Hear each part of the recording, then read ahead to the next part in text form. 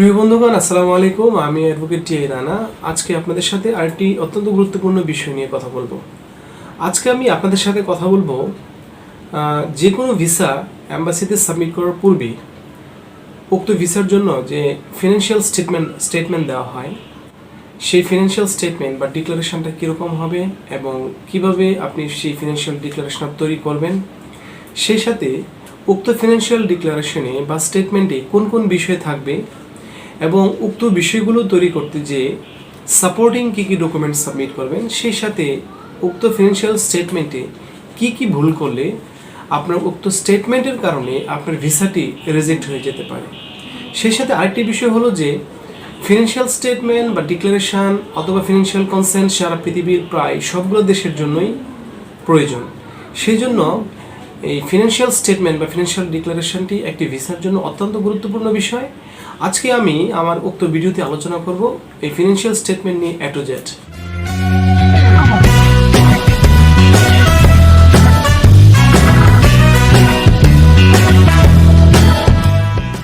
সেই সাথে আজকে যারা আমার ভিডিও চ্যানেলটিতে নতুন এসেছেন তারা অবশ্যই আমার চ্যানেলটিকে সাবস্ক্রাইব করে রাখবেন এবং পাশে থাকা বেল আইকনটি প্রেস করে রাখবেন। আর আমার এই ভিডিওটি আপনি আপনার বন্ধুদের মাঝে শেয়ার করতে ভুলবেন না, কারণ আমি সবসময় মোটিভেশনাল এবং ইনফরমেটিভ ভিডিও বানিয়ে থাকি। আপনার বন্ধু বা আত্মীয় স্বজন কেউ না কেউ হয়তো অপেক্ষা করছে আজকের এই তথ্যটির জন্য, আর আমি নিশ্চিত আমার আজকের এই ভিডিও তথ্যটি কারো না কারো কোনো না কোনো কাজে অবশ্যই আসবে। একটি ফিনান্সিয়াল স্টেটমেন্ট অথবা একটি ফিনান্সিয়াল ডিক্লারেশন তৈরি করার সময় প্রথমেই যেই বিষয়গুলোর উপর বিশেষভাবে লক্ষ্য রাখতে হবে, আমি ধারাবাহিকভাবে সেই বিষয়গুলো আলোচনা করছি। বিশেষত যে বিষয়টি রয়েছে প্রথমত সেটি হলো যে একটি স্টেটমেন্ট তৈরি করতে হবে অবশ্যই ইংরেজি ভাষায়। সেই সাথে উক্ত স্টেটমেন্টটি হলফনামা আকারে তৈরি করতে হবে, অর্থাৎ বাংলাদেশের নোটারি পাবলিক কমিশনার বরাবর এবং অথবা প্রথম শ্রেণীর যে ম্যাজিস্ট্রেট রয়েছেন তাদের বরাবরই উক্ত হলফনামাটি তৈরি করতে হবে। আপনাকে আরেকটি বিষয় অবশ্যই লক্ষ্য রাখতে হবে, সেটি হলো যে আপনি যে হলফনামাটি তৈরি করছেন সেই হলফনামাটি কমপক্ষে 300 টাকার এবং সর্বোচ্চ 600 টাকার নন জুডিশিয়াল স্ট্যাম্পে দলিল আকারে প্রিন্ট দিয়ে সেই স্ট্যাম্পটি ব্যবহার করতে হবে। পরবর্তী যে বিষয়টি রয়েছে সেটি হলো যে আপনি পার্সোনাল ইনফরমেশন দিবেন, অর্থাৎ আপনি যখন ডিক্লারেশনটি লিখবেন তখন আপনার যে ব্যক্তিগত নাম, ঠিকানা, স্থায়ী ঠিকানা, বর্তমান ঠিকানা, পেশা, পিতার নাম, মাতার নাম, সেই সাথে আপনার পেশা, ধর্ম, জাতীয়তা এবং ন্যাশনাল আইডি কার্ড, যদি আপনার পাসপোর্ট নাম্বার থাকে তার বর্ণনা, সমস্ত বিষয়গুলো একসাথে করে আপনি পার্সোনাল ইনফরমেশন দিয়ে আপনি ডিক্লারেশনটি শুরু করবেন। পরবর্তী যে বিষয়টি রয়েছে সেটি হলো যে আপনি যে বাংলাদেশের জন্মসূত্রে নাগরিক এবং আপনি যে হলফনামা সম্পাদনের উপযুক্ত ব্যক্তি, আপনি অবশ্যই উক্ত বক্তব্যটি সেই স্টেটমেন্টে লিপিবদ্ধ করে রাখবেন, কারণ আপনি যে হলফনামা দিতে পারেন অথবা আপনি যে এই ডিক্লারেশনটা দেওয়ার জন্য উপযুক্ত ব্যক্তি, এইটা উক্ত হলফনামাতে লিখে দিতে হবে। এটা হলো হলফনামার প্যাটার্ন, আপনাকে এই বিষয়টা লক্ষ্য রাখতে হবে। পরবর্তী যে বিষয়টি রয়েছে সেটি হলো যে আপনার যদি আপনার পরিবারের অন্যান্য কোনো সদস্য থাকে, আপনি যখন একটি ফিনান্সিয়াল স্টেটমেন্ট তৈরি করবেন বা যখন একটি ডিক্লারেশন দিবেন, অর্থনৈতিক কোনো ডিক্লারেশন দেওয়ার সময় আপনি যেরকম একটি পরিবারের অন্য সকল সদস্য রয়েছে, কেউ যদি আপনার উপার্জিত অর্থের উপর নির্ভর করে, তাহলে আপনি যেরকম তার এবং অন্যান্য যে সব সদস্য রয়েছে প্রত্যেকের বর্ণনা দিবেন, ঠিক একই রকম আপনার যদি একাধিক সম্পদের বা উপার্জনের উৎস থাকে সেটার বর্ণনাও এখানে আসবে। আপনাকে অবশ্যই এই বিষয়টি লক্ষ্য রাখতে হবে, সেটা হলো যে আপনি যার ব্যাপারে ডিক্লারেশন দিচ্ছেন তার সাথে আপনার কি সম্পর্ক, আপনার সাথে তার যে সম্পর্ক রয়েছে সেই সম্পর্কের একটি বর্ণনা অবশ্যই উক্ত ডিক্লারেশনে পরিষ্কারভাবে অর্থাৎ স্বচ্ছভাবে লিপিবদ্ধ করতে হবে, যেন অ্যাম্বাসি দেখার সাথে সাথেই তারা বুঝতে পারে যে যিনি ডিক্লারেশন দিচ্ছেন অথবা যিনি স্পন্সর হচ্ছেন, যার ডিক্লারেশন বা স্টেটমেন্ট আসছে তার সাথে উক্ত অ্যাপ্লিকেন্টের সম্পর্ক কী। আপনাদেরকে এখানে একটি বিষয় অবশ্যই লক্ষ্য রাখতে হবে, আমি যেই 5টি বিষয় এখানে উল্লেখ করলাম, কোনো একটি বিষয় যদি আপনার তথ্যের সাথে গরমিল হয়ে যায় তাহলে কিন্তু উক্ত গরমিল হয়ে যাওয়ার কারণে বা ডিসব্যালেন্স হয়ে যাওয়ার কারণে কিন্তু আপনার ভিসাটি রিজেক্ট হওয়ার একটা সম্ভাবনা থাকে। একটি ফিনান্সিয়াল ডিক্লারেশনে বা স্টেটমেন্টে সাধারণত অ্যাম্বাসি যে বিষয়টি দেখতে চায় বা ভিসা অফিসার যে বিষয়টি দেখতে চায় সে বিষয়টি হলো যে আপনি হলফকারী হিসাবে আপনার পেশা, অর্থাৎ আপনি যে অর্থ উপার্জন করছেন সেই অর্থের উৎসটা, আপনি কিভাবে সেই অর্থটা উপার্জন করছেন তার বিস্তারিত বিবরণ অর্থাৎ A to Z সেই বর্ণনায় আপনার লিপিবদ্ধ করতে হবে। এবং পরবর্তী যে বিষয়টি রয়েছে সেটি হলো যে যার জন্য আপনি ডিক্লারেশন দিচ্ছেন অর্থাৎ যিনি অ্যাপ্লিক্যান্ট তার কোন বিশ্ববিদ্যালয়ে পড়াশোনা করছে, কোন সাবজেক্টে পড়াশোনা করছে, টিউশন ফির পরিমাণ কত, অর্থাৎ তার সম্পর্কে এই ডিক্লারেশনে A to Z বর্ণনা দিতে হবে। কারণ হলো আপনি যে ডিক্লারেশনটি দিচ্ছেন সেই ডিক্লারেশনের মূল ভিতটাই হচ্ছে তার পড়াশোনা বা স্টাডি। সেই জন্য তার টিউশন ফি, বিশ্ববিদ্যালয়, সাবজেক্ট, অন্যান্য যে বিষয়গুলো রয়েছে সেই বিষয়গুলো অবশ্যই আপনি উক্ত ডিক্লারেশনে স্বচ্ছভাবে লিপিবদ্ধ করবেন। এবং পরবর্তী যে বিষয়টি রয়েছে সেটি হলো যে আপনি যে উক্ত অ্যাপ্লিক্যান্টের সমস্ত খরচ বহন করবেন সেই মর্মে আপনি একটি স্বীকারোক্তিমূলক বক্তব্য দিবেন। আপনাকে এই বিষয়টি মাথায় রাখতে হবে যে তার পড়াশোনার যে খরচ রয়েছে, লিভিং কস্ট রয়েছে, অথবা যতটুকু স্টাডি অর্থাৎ সাবজেক্টের যে ডিউরেশনটা রয়েছে সেই ডিউরেশনের যত খরচ হবে সমস্ত খরচ আপনি বহন করবেন, আপনি বহন করতে পারবেন, এই বিষয়টা পরিষ্কারভাবে উল্লেখ করে দিতে হবে। সেই সাথে আপনাকে আরেকটি বিষয় উল্লেখ করতে হবে, সেটি হলো যে আপনি যে হলফকারী, আপনার যে সম্পদ রয়েছে, আপনার সমস্ত সম্পদের বিবরণ আপনাকে দিয়ে দিতে হবে। অর্থাৎ টাকার পরিমাণ যদি বেশি হয়, টিউশন ফির পরিমাণ যদি অনেক বেশি হয়, সেই ক্ষেত্রে আপনাকে আপনার যে প্রপার্টি রয়েছে সেই প্রপার্টিগুলোর বর্ণনা দিতে হবে। আমি আপনাকে একটা বিষয় এখানে স্বচ্ছ করে দিতে পারি, সেটা হলো যে যেমন আপনার ব্যাংকে কত টাকা রয়েছে, আপনার যদি কোথাও ফিক্সড ডিপোজিট থাকে অথবা এফডিআর থাকে, গাড়ি থাকতে পারে, বাড়ি থাকতে পারে, সেই সাথে আপনার ফ্ল্যাট থাকতে পারে, অর্থাৎ যতগুলো সোর্স থেকে আপনার আর্নিং আসে অর্থাৎ আর্ন হয়, যেসব জায়গা থেকে আপনার উপার্জন হয় সবগুলো উপার্জনের অথেন্টিকেট সোর্স আপনি এখানে ইনক্লুড করে দেবেন। যেন একজন ভিসা অফিসার অথবা একজন এম্বাসি অফিসার যখন আপনার এই ডিক্লারেশনটি দেখবে, দেখার সাথে সাথেই বুঝতে পারে যিনি ফিনান্সিয়াল ডিক্লারেশন দিয়েছেন তিনি আসলেই প্রকৃত একজন স্টেটমেন্ট দেওয়ার মতো অর্থাৎ ডিক্লারেশন দেওয়ার মতো উপযুক্ত, অথবা কারো না কারো স্পন্সর হওয়ার জন্য উপযুক্ত ব্যক্তি। এটার সাথে আপনাকে আরেকটি বিষয় যোগ করতে হবে, সেটা হলো যে আপনার যদি এফডিআর থাকে, সঞ্চয়পত্র থাকে অথবা ডিপোজিট থাকে, যে কোনো ফিক্সড ডিপোজিট, সঞ্চয়পত্র, এফডিআর যে কোনো বিষয় আপনার থাকুক, আপনি অবশ্যই সেই বিষয়টিও উক্ত ডিক্লারেশনে উল্লেখ করে দেবেন।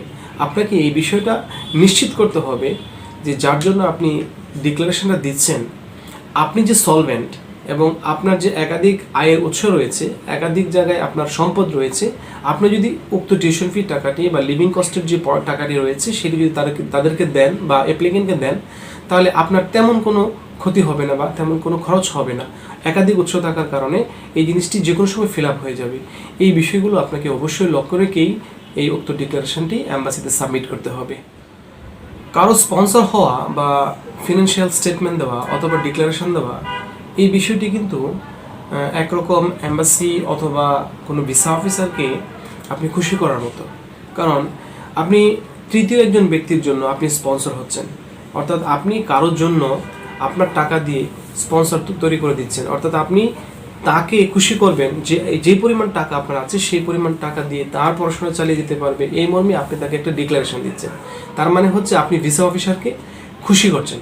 এই জন্য আপনাকে বিশেষ কিছু বিষয় লক্ষ্য রেখে আপনাকে স্টেটমেন্টটি তৈরি করতে হবে। যেমন আমি কিছু বিষয় আপনাদেরকে শেয়ার করতে পারি, সেটা হলো যে আপনি যখন উক্ত স্টেটমেন্টে আপনার টাকার পরিমাণটি লিখবেন, অর্থাৎ আপনার কী পরিমাণ টাকা রয়েছে, আপনার তো প্রপার্টি বর্ণনা দিলেন, অনেক প্রপার্টি আপনার রয়েছে, বাট আপনার কী পরিমাণ টাকা রয়েছে সেই পরিমাণ টাকা যখন আপনার বর্ণনা দেবেন, পৃথিবীর অনেক দেশের মানুষ বাংলা সম্পর্কে জানে না, বাংলা ভাষা জানে না, তারা সাধারণত ইংরেজির উপর ডিপেন্ড করে বা অনেকেই আছে যারা নিজের দেশের ভাষার উপর ডিপেন্ড করে। সেক্ষেত্রে আপনি যখন ডিক্লারেশন দিবেন টাকার পরিমাণের উপর, আমি উদাহরণস্বরূপ বলতে পারি আপনার কাছে যদি 2 কোটি টাকা থাকে প্রপার্টি বিশ্লেষণ বা সামারি করার পর, আপনি যেই দেশের যাবে স্টুডেন্ট অর্থাৎ বা অ্যাপ্লিকেন্ট যেই দেশে যাবে সেই দেশে যে টাকা, সেই দেশের যে কারেন্সি রয়েছে, যেমন ধরেন এটা ইউরো হতে পারে, ডলার হতে পারে অথবা পাউন্ড হতে পারে, যেই ধরনের কারেন্সি হোক না কেন, বাংলাদেশের যে টাকাটি রয়েছে সেই টাকাটি আপনি ওই দেশের কারেন্সিতে কনভার্ট করে যেদিন আপনি ডিক্লারেশন দিচ্ছেন সেই দিনের বর্তমান বাংলাদেশ ব্যাংকের যে রেট রয়েছে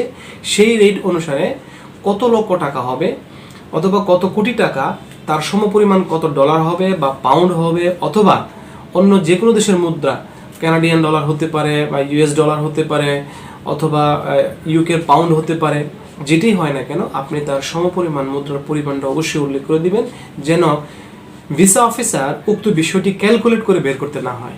এই জিনিসটাকে আপনাকে অবশ্যই লক্ষ্য রাখতে হবে। তাদেরকে দিয়ে কোনো কাজ করানো যাবে না। এট এ গ্ল্যান্সে আপনার যে পেপারসটি রয়েছে সেটি দেখেই যেন তারা আপনাকে বুঝতে পারে যে তার কাছে এই পরিমাণ সম্পদ রয়েছে, যা তার দেশের টাকায়, তার দেশের মুদ্রায় এত পরিমাণ বা এত হয়েছে। এই জিনিসটা আপনাকে স্বচ্ছ রাখতে হবে।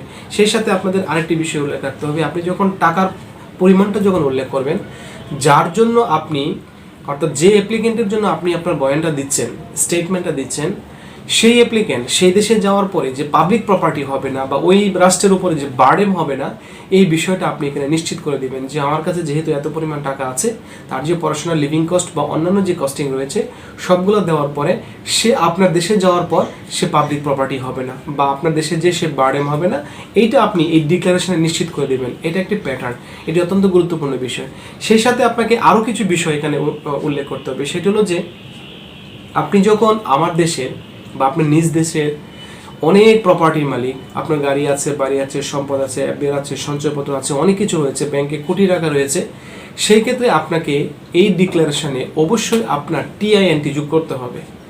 আপনি যে একজন ট্যাক্স পেয়ার এটা আপনাকে প্রমাণ করতে হবে। আপনি যদি ট্যাক্স পেয়ার হিসেবে এটি প্রমাণ না করেন, তাহলে আপনার এই উক্ত টাকাটিও সন্দেহ তালিকায় চলে যাবে। অর্থাৎ তারা চিন্তা করবে যে উনি এতগুলো প্রপার্টির মালিক, কিন্তু ওনার ট্যাক্স পেইং হিসেবে তার কোনো ডিক্লারেশন এখানে নেই কেন। এই জন্য আপনি যে ট্যাক্স দিচ্ছেন, প্রয়োজন হলে 2 বছরের ট্যাক্সের সার্টিফিকেট নাম্বার আপনি এখানে উল্লেখ করে দেবেন, অথবা আপনি যে একজন ট্যাক্স পেয়ার, আপনি কোন জোনের ট্যাক্স পেয়ার সেই জোন এবং আপনার টিএন নাম্বারটা অবশ্যই উক্ত ডিক্লারেশনে উল্লেখ করে দিতে হবে। আপনাকে অবশ্যই লক্ষ্য রাখতে হবে আপনি যেই কথাটি বলছেন, ডিক্লারেশনে যেই স্টেটমেন্টটি দিচ্ছেন, সেই স্টেটমেন্টটি ভিসা অফিসার অথবা অ্যাম্বাসির কাছে অত্যন্ত গ্রহণযোগ্য হতে হবে।